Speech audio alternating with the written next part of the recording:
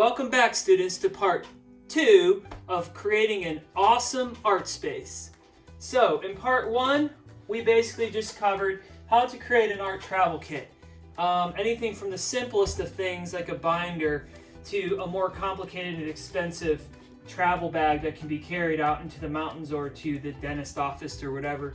And that's great for I think that's the most important beginning setup, which is why I showed it first. If you don't have that, you need to do that first. You'll see a big change in what you can do with art. After that, if you become more serious and you have the money to invest in a little bit more, slowly, the next thing would be probably moving into an art desk and then further down the road into an actual room set up for art with the desk and everything, a lot more space involved. So I'm going to show you 3 to 4 desk examples and give you some tips on maybe some things that you might want to consider before buying your own desk or setting it up. Remember, the goals are the same goals for my kits as they are for my desk and studio. Is the table something you're comfortable with?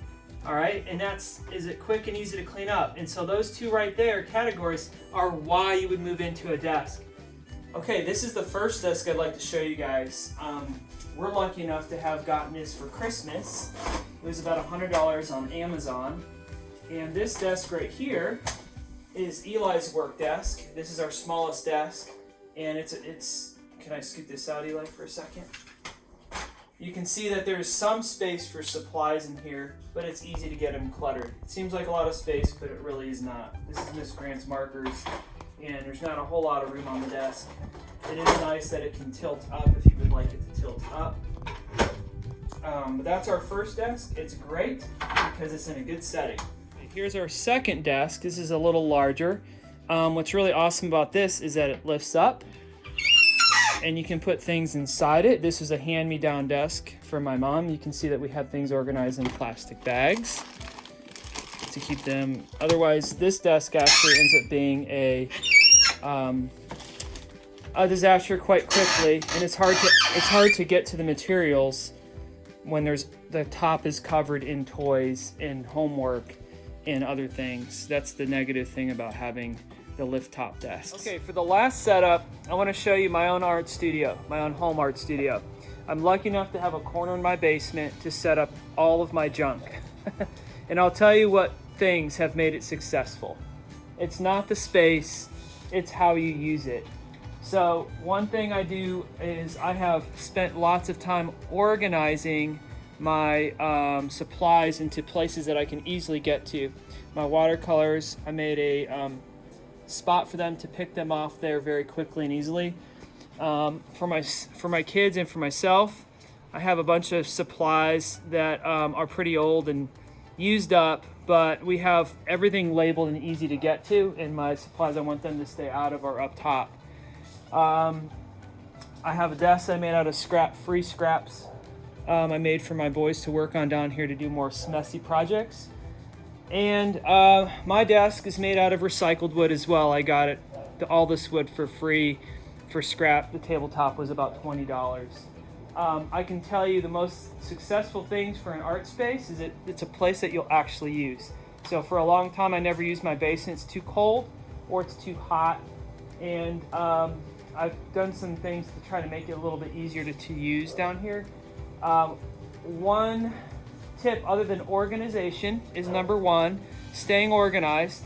The second most important tip for having your own art space is have access to water.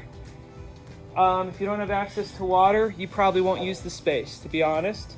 Another tip that really has helped a lot is make sure your tabletop is as big as possible. If you have a bigger tabletop, you'll have less frustration when you're doing projects, especially things like books and larger works.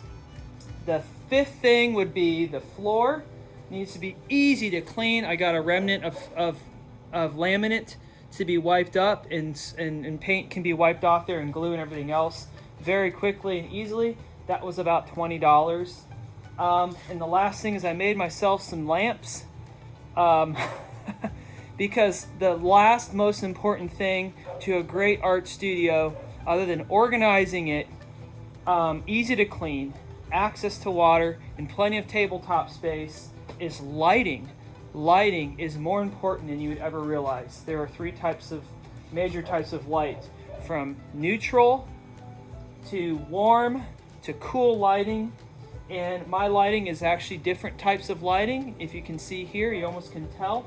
This is a cooler, more neutral. It's actually between cool and neutral lighting. And up here we have a warmer light. So depending on, and that will influence the way you color and design your artworks in your space. Lighting plays a huge role. The benefits to having your own art studio versus just having a little travel kit is that in an art studio, you don't have to keep taking things off your tabletop every couple minutes. You can just leave it here to dry, leave your setup for the next day. And when you're doing stuff up on your kitchen table, you constantly have to be moving your supplies and throwing things away and moving things, and it almost is discouraging you to do your artworks.